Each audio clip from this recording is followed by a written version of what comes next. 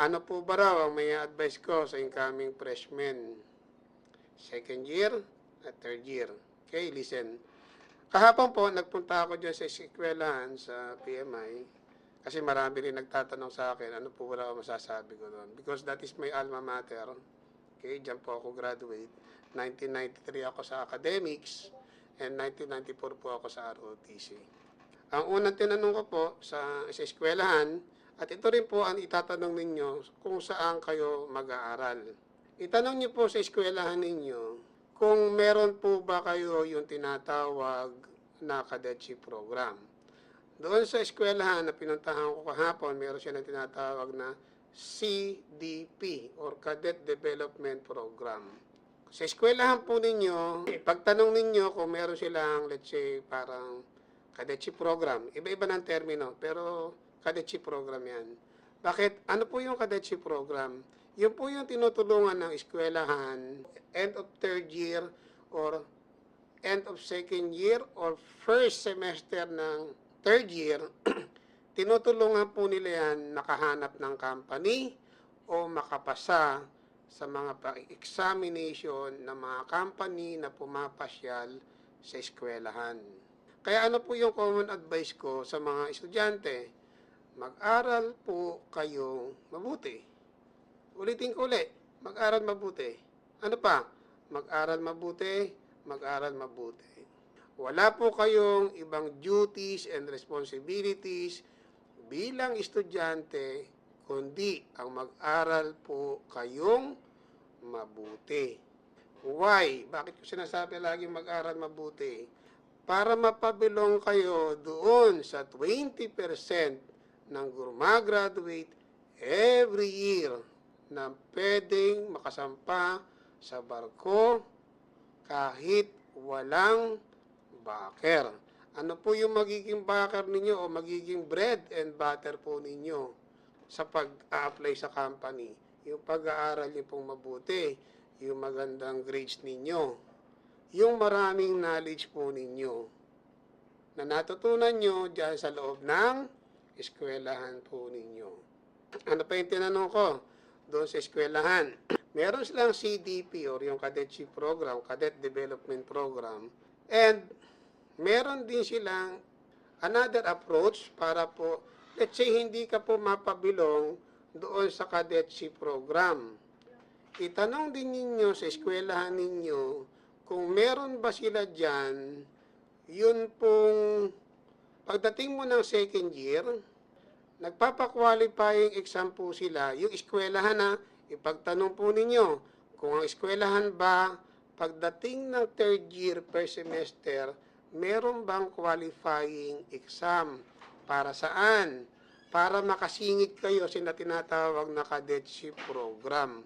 Sa last year ninyo o sa third year ninyo per semester or prior third year, siguro second semester ng second year, doon siguro magpapa-exam yung eskwelahan or qualifying exam para kayo maisama sa cadetship program. Bakit?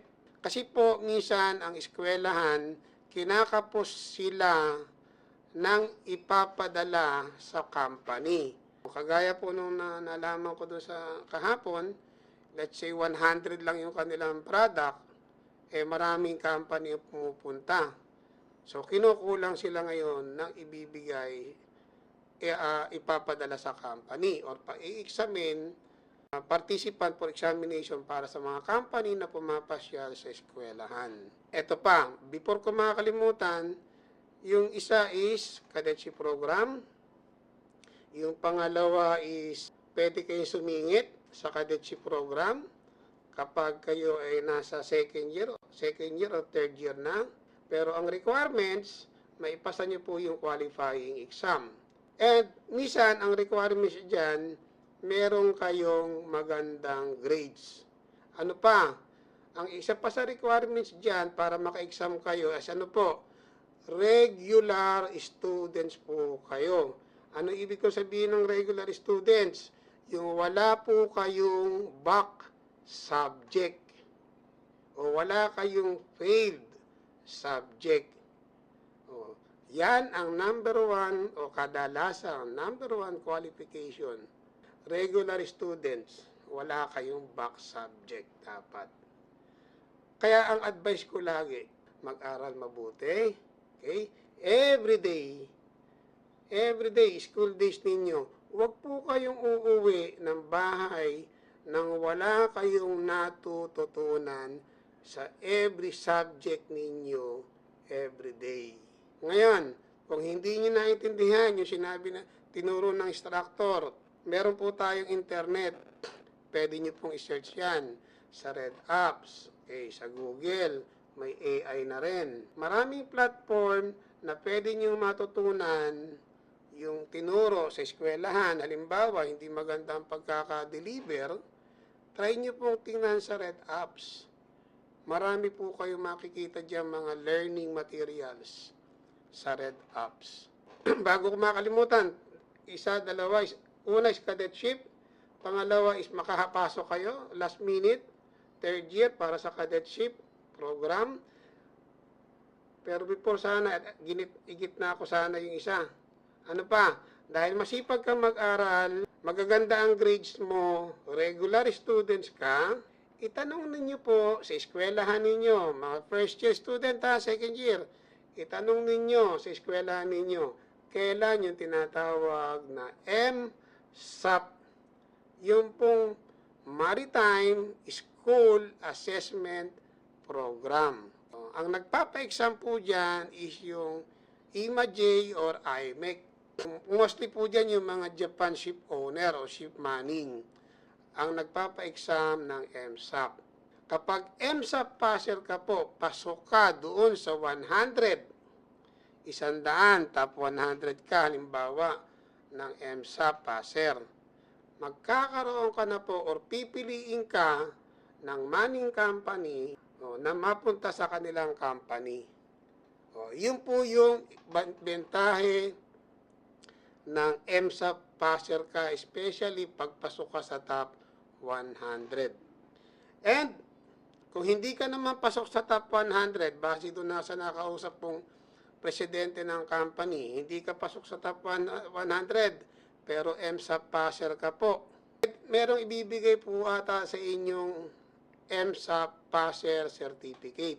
Ngayon, pag nag-apply ka, okay, pag graduate mo, nag-apply ka, pwede mong ilagay yon sa iyong biodata na ikaw ay MSAP passer. Yun po yung bentahe ng MSAP. Sa 3 means na yan, gentlemen, sa 3 means na yan, lalabas kayo ng eskwelahan. Pag masipag kayo mag-aral, marami kayo natutunan, lalabas po kayo ng eskwelahan or before ninyo ihagis, i-toast yung inyong Pershing Cup, meron na kayong manning company. Hindi kayo mahihirapan mag-apply.